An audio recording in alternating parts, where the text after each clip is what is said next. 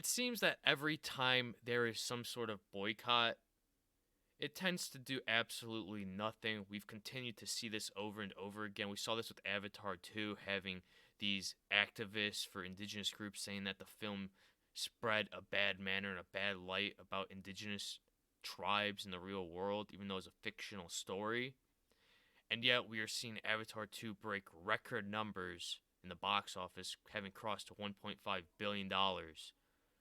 And we've been seeing this with J.K. Rowling for the past couple of years, with trans activists just continuing to try to boycott her because of her opinions on what she thinks about trans people.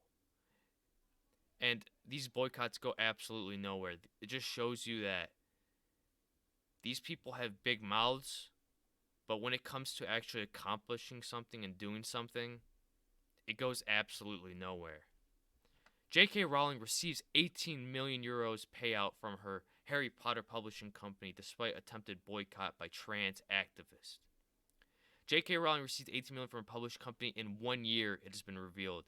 The Harry Potter author received a staggering sum in 2022 as a dividend for her shares in her company, Pottermore. The 57-year-old has become the target of a boycott by trans rights activists over her stances on women's rights and single-sex spaces. Now again, these are just her opinions. She's not saying that there shouldn't be no trans people. She's saying if you went from a female to a male transition, you're biologically still female and vice versa. That's just her opinion. She's not saying that trans people should be outlawed or abolished. She's not saying that, and yet they're still trying to boycott her because if she doesn't agree to their opinions, then she is an enemy and a traitor. Despite this, Pottermore, which is her digital publishing company, made a pre-tax profit of 5.7 million euros on a turnover of 37.8 million in the 12 months to March of 2022.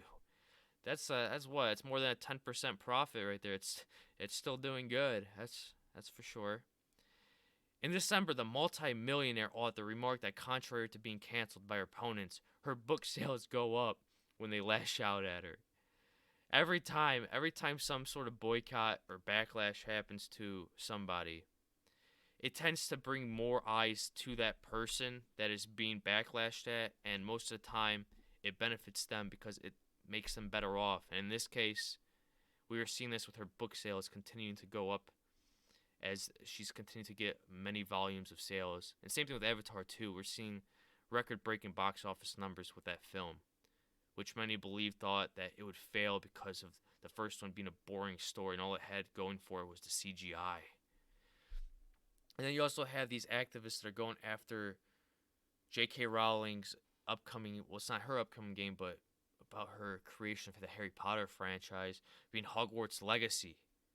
And we're still seeing that fail because Hogwarts Legacy is one of the most anticipated video games for this upcoming year of 2023.